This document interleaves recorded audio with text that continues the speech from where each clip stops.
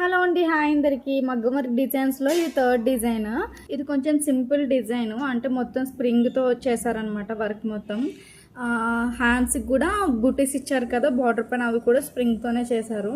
Back వచ్చి neck లైన్కి work ఇచ్చి ఇంకా బ్లౌజ్ మొత్తం బుటీస్ అయితే వేశారనమాట. ఫ్రంట్ కూడా వన్ సైడ్ వర్క్ అయితే చేశారు. ఈ వర్క్కి 2200 అయితే ఛార్జ్ చేసాము విత్ టాజిల్స్తో. దీనికి చిన్న చిన్న టాజిల్స్ కూడా వేసాం అనమాట, ఫ్రంట్ అండ్ బ్యాక్.